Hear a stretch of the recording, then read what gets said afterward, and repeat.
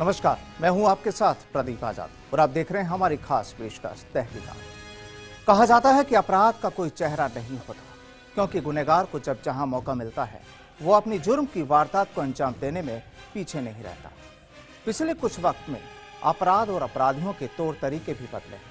पहले जहां अपहरण, हत्या या फिर लूट आदि जैसी घटनाओं की खबरें मिलती थी और आज भी ऐसा सामने आता है, लेकिन अब इन वारदातों के अलावा जिस बड़े जुर्म ने लोगों को परेशान किया हुआ है वो है साइबर क्राइम। दरअसल वो जुर्म है जिसके बदमाश ना तो कोई चेहरा होता है और ना ही उसे गुनाह को अंजाम देने के लिए कोई हथियार चाहिए होता है।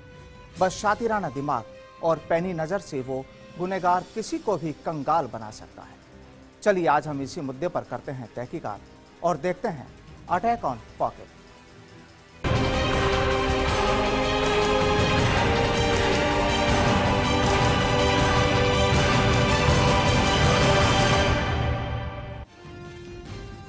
अटैक ऑन पॉकेट यानी आपकी जेब पर हमला। जी हाँ, ये वो हमला होता है जो सीधे तौर पर किसी की जान नहीं लेता, लेकिन उस शख्स को कंगाल करने में भी पीछे नहीं रहता। जिस पर यह हमला किया जाता है दरअसल ये होता है साइबर हमला, जहां किसी हथियार की भी जरूरत नहीं होती। बस जरूरत होती है तो उसकी कुछ जानकारियों की, बैंक खातों से जुड़ी हुई, और फिर यहां कर दिया जाता है अटैक ऑन पॉकेट।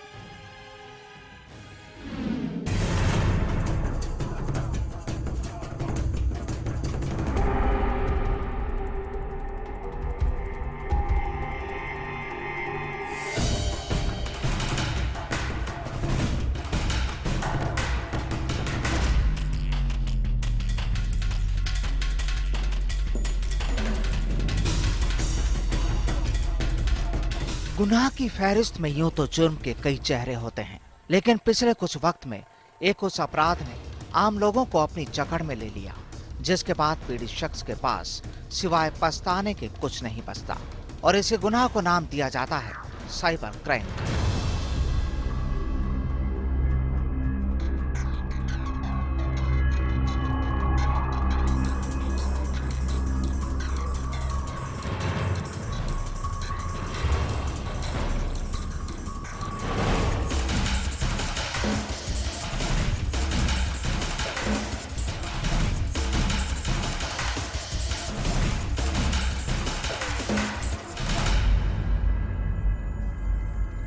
दरअसल ये वो जुर्म है जिसे अंजाम देने वालों को आपके पास आने की जरूरत नहीं होती।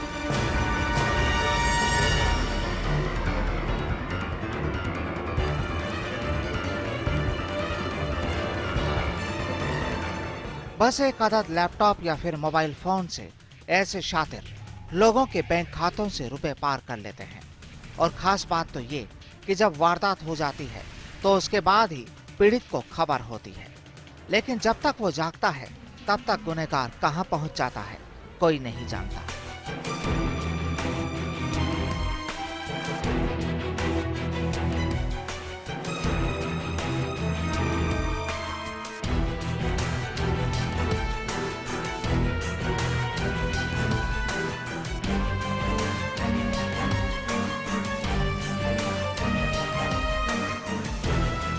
दरअसल पिछले कुछ वक्त में देश में कई ऐसे मामले सामने आए हैं जो वाकई चौंकाते हैं।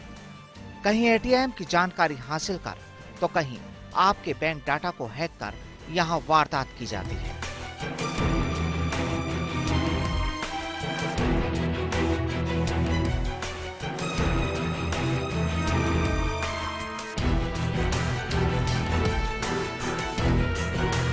साइबर क्राइम से जुड़े शातिर दूर-दराज हिस्सों में बैठकर आपको अपनी मीठी बातों में फंसाते हैं। लोगों को यहाँ लालच दिया जाता है और जैसे ही कोई शख्स उनकी बातों में आ जाता है तो फिर उसके साथ यहाँ कर दिया जाता है जुर्म।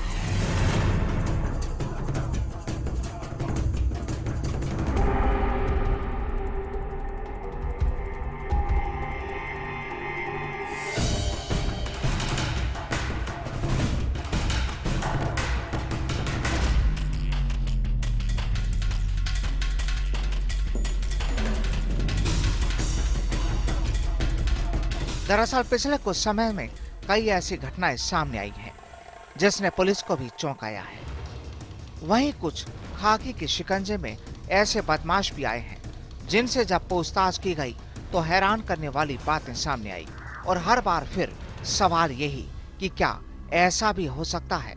वाकई ऐसा भी होता है, जो आपको भी हैरान करने के लिए काफी होगा।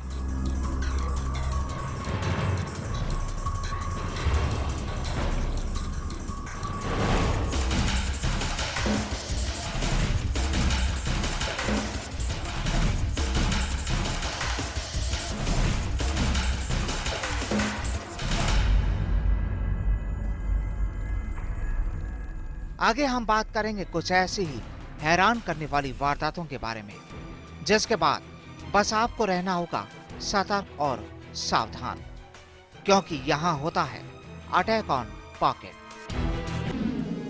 साइबर क्राइम वाकई ये वो अपराध है जिसने आम लोगों के साथ ही पुलिस को भी इस समय पसोपेश में डाला हुआ है। देश भर में, पूरे देश भर में, राजस्थान में और राजधानी में, जहां भी आप देखेंगे साइबर अपराध लगातार बढ़ता जा रहा है।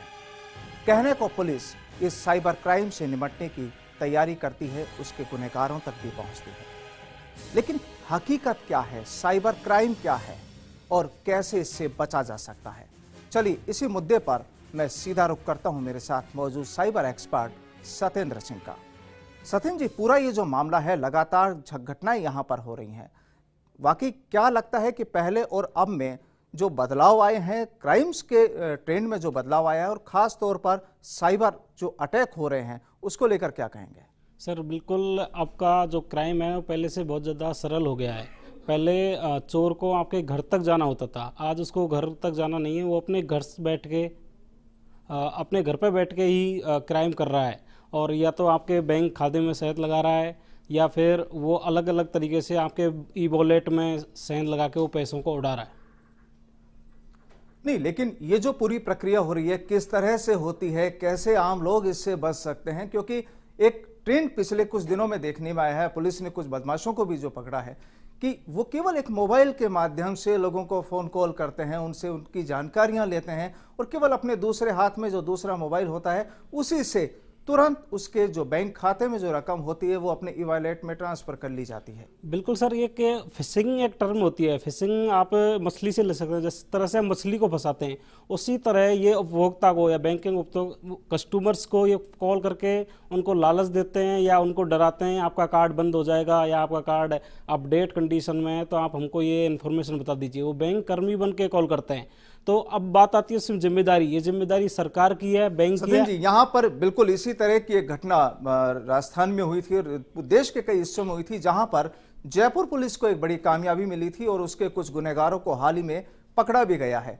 क्या पूरा मामला था, किस तरह से लोग पकड़ में आए, उनका अपराध क्या था, इस पर भी बातचीत के लिए मेरे साथ मौजूद है संवाददाता राम स्वरूप। उनका भी रुख मैं करता हूं। राम, जो पिछली दिनों में जयपुर पुलिस ने जो पूरा मामला पकड़ा था, इसके एक रैकेट का खुलासा किया था, इसके गुनहगारों को पकड़ा था, क्या कुछ निकल कर आया? क्या इनका प्रेजेंटेशन क्या होता था? देखिए, अभी तक साइबर क्राइम का इन्वेस्टिगेशन करना पुलिस के लिए बहुत बड़ा चुनौतीपूर्ण काम था, क्योंकि पुलिस में ऐसे किसी कर्मचारी की, अधिकारी की कभी भर्ती हुई नहीं थी जिससे कि जिनको तकनीकी रूप से पूरा ज्ञान हो। ऐसे में काफ़ी तकलीफें पुलिस के सामने मौजूद रही और बहुत बड़ी चुनौती थी। अभी कुछ दिनों पहले, करीब 4-5 महीनों से डीसीपी क्राइम विकास पाठक ने इस पूरे मामले को लेकर के अनुसंधान किया और जो साइबर एक्सपर्ट थे उनकी भी यहाँ पर सेवाएँ ली। उसके बाद पता किया कि कुछ ऐसे युवा लड़के हैं जो ज़्यादा पढ़े लिखे भी नहीं है, कोई बीए कर रहा है, कोई 10th पास है, यानी कि बहुत कम उम्र के जो लड़के हैं उन्होंने मोबाइल में बार बार मोबाइल का यूज़ करते हुए, एंड्रॉयड फ़ोन का यूज़ करते हुए उन्होंने ई वॉलेट के ज़रिए लोगों के बैंक अकाउंट से जो है पैसे ट्रांसफ़र करने के तरीके सीख लिए। यानी कि वो लोग सीधे लोगों को, कस्टमर्स को फ़ोन करते हैं, उनको बोलते हैं कि आपका आधार कार्ड को आपके अकाउंट से लिंक करना है या आपका एटीएम कार्ड बंद होने वाला है, इसको नया इशू करना है।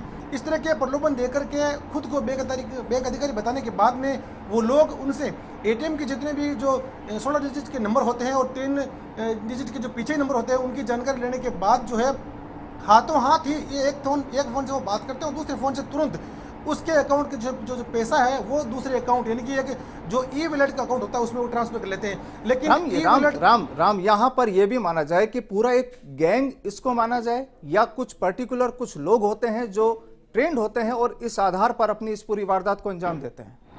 देखिए, अभी तक जो भी इन्वेस्टिगेशन पुलिस ने की है उसके मुताबिक किसी भी गैंग की इसमें कोई आवश्यकता नहीं होती। कोई भी एक व्यक्ति सिर्फ 2 मोबाइल फ़ोन से इस पूरी वारदात को अंजाम दे सकता है और देते आए हैं। जैसा कि जो लड़का झारखंड से पकड़ में आया है, उस एक व्यक्ति अकेले ने पूरे देश में 10,000 से ज़्यादा लोगों को फ़ोन किया है पिछले 6 महीने में, और सैकड़ों लोग उसके जहाँ से आए हैं और उसने अपनी आईडी जो जानकारी होती है पासवर्ड की वो उनको बताई और उसके बाद उसने लाखों रुपए उनके अकाउंट से निकालिए। एक बात मैं और बता देना चाहता हूं कि ई वॉलेट के जरिए अधिकतम 5,000 रुपये ही ट्रांसफर होते हैं। तो ये सातिर जो युवक हैं जो इस तरह की धोखाधड़ी करते हैं, वो लोग एक मोबाइल सिम पर एक इस तरह से बहुत सारी सिम्स अलग अलग कंपनियों की खरीदने के बाद में जो अलग अलग वॉलेट और ई वॉलेट होते हैं उनको डाउनलोड करके उसके जरिए अधिकतर पैसों की ठगी वो एक साथ ही कर लेते हैं।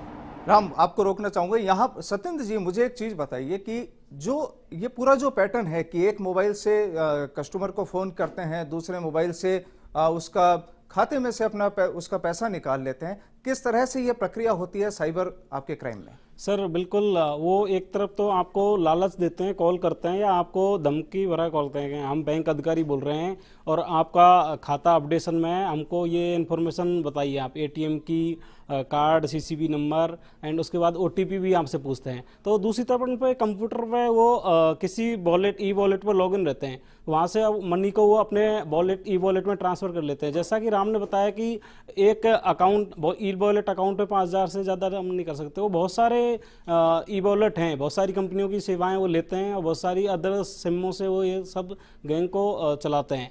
तो इसी तरह से दूसरा वो क्या करते हैं, वॉलेट को से तुरंत वो या तो खरीदारी कर लेते हैं या किसी ऐसे खाते में ट्रांसफर कर देते हैं जो उन्होंने किराए से ले रखा होता है। जो यानी ये माना जाए कि पूरी तैयारी के साथ वो लोगों को फंसाते हैं। और खास तौर पर जो चीज देखने को आई कि रैंडमली नंबर लिए जाते हैं, पर्टिकुलर कोई उनके टारगेट उनका कोई नहीं होता, लेकिन रैंडमली जिसका भी नंबर लग गया और जो उनके जाल में फंस गया उसी को वो बेवकूफ बनाते हैं। सर लेकिन ये डाटा कहाँ से आया, सबसे बड़ी बात यह है, रैंडमली आप किसको करोगे, किसको पता है कि मेरा खाता एसबीआई में है? वो इसमें बैंक कर्मी भी शामिल होते हैं। ये धीरे धीरे पकड़ में जब आए हैं तो यही लोग खुलासे करेंगे कि डाटा प्राइवेसी है, वो बैंक के अंदर जीरो प्राइवेसी है डाटा की। आप फेसबुक पे देखिए, फेसबुक पे डाटा की प्राइवेसी, वो किसी के साथ हमारी किसी भी इंफॉर्मेशन को शेयर नहीं करते, ना उनका कोई भी अधिकारी हमारी इंफॉर्मेशन को देख नहीं सकता क्योंकि वो इनकम्प्टेड फॉर्म होती है। तो हमारा डेटा बैंक के अंदर नॉर्मल फॉर्म है, कोई भी इनक्रप्शन नहीं लग रखा है या किसी तरह का। सत्येंद्र जी, वाकई ये एक बहुत बड़ा सवाल है कि कहीं ना कहीं बैंक अधिकारियों की, बैंक कर्मचारियों की भी इसमें इस पूरे मामले में मिलीभगत हो सकती है। कि बड़ा सवाल यही कि उनके पास डाटा कहां से आया। इस मुद्दे पर भी हम लगातार हमारी चर्चा जारी रखेंगे। फिलहाल तहकीकात में वक्त हो गया एक छोटे से ब्रेक का। ब्रेक के बाद भी जारी रहेगी अटैक ऑन पॉकेट पर हमारी तहकीकात।